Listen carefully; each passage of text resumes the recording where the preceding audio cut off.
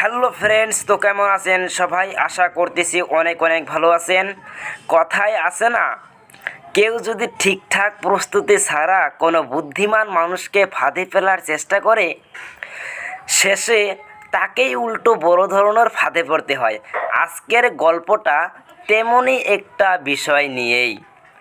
চলুন তাহলে শুরু করা যাক। স্বামী বিবেকানন্দ তখন কলকাতা বিশ্ববিদ্যালয়ের ছাত্র।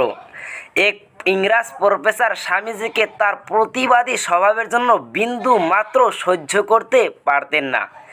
একদিন দুপুরবেলা সেই প্রফেসর বিশ্ববিদ্যালয়ের ক্যান্টিনে খাদ্য খাচ্ছিলেন। এমন সময় স্বামী বিবেকানন্দ পাশের টেবিলে নিজের খাবার প্লেটটি নিয়ে খেতে বসলেন। প্রফেসর ভাবলেন এই সুযোগ স্বামীজিকে লজ্জা দেওয়া, তাই তিনি বলে উঠলেন, তুমি বোধ হয় জানো না, একটি পাখি আর একটি শূকর এক জায়গায় পাশাপাশি বসে খাবার খায় না। স্বামীজি তখন সেই প্রফেসরের দিকে তাকিয়ে মৃদু হেসে জবাব দিলেন, আপনি চিন্তা করবেন না স্যার, আমি উড়ে চলে যাচ্ছি। এই বলে তিনি নিজের খাবার প্লেটটি নিয়ে উঠে গিয়ে দূরের একটি টেবিলে গিয়ে বসে। এক ছাত্রর কাছ থেকে এমন জবাব পেয়ে সেই ইংরাজ প্রফেসর রেগে লাল হয়ে গেল। মনে মনে সিদ্ধান্ত নিলেন তিনি এর প্রতিশোধ নেবেনই। পরদিন ক্লাসে তিনি স্বামীজিকে দাঁড় করিয়ে বললেন, তুমি যদি রাস্তা দিয়ে যেতে যেতে হঠাৎ পাশাপাশি দুটো ব্যাগ দেখতে পাও, যার একটি ভর্তি টাকা আর অন্যটি বুদ্ধি দিয়ে ভরা, কোন ব্যাগটা তুমি নিবে? প্রফেসরের প্রশ্ন শুনে বিবেকানন্দ এক মুহূর্তও না ভেবে বললেন, অবশ্যই টাকায় ভরা ব্যাগটাই নেব স্যার। প্রফেসর ভাবলেন এটাই সুযোগ স্বামীজিকে লজ্জা দেওয়া।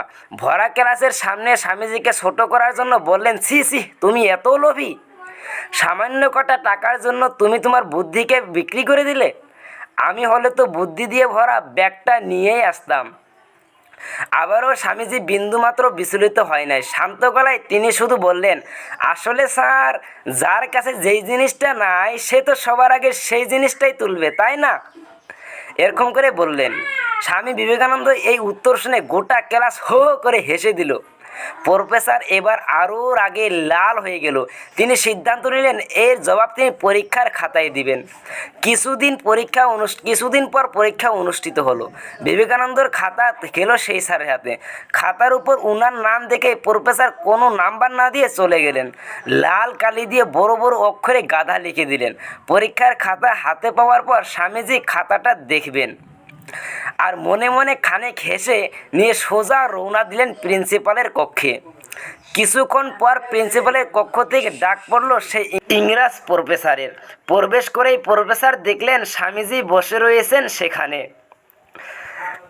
প্রফেসরকে দেখে প্রিন্সিপাল বলে উঠলেন, আরে স্যার, এই ছেলে বলছে আপনি নাকি ওর খাতায় শুধু নিজের নামটাই সই করেছেন, কিন্তু নাকি নাম্বার দিতেই ভুলে গেছেন।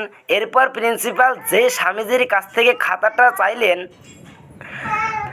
তড়িঘড়ি প্রিন্সিপালের হাত থেকে খাতাটা নিয়ে বললেন, না স্যার, আমি আবার খাতাটা ভালো করে দেখে নেব।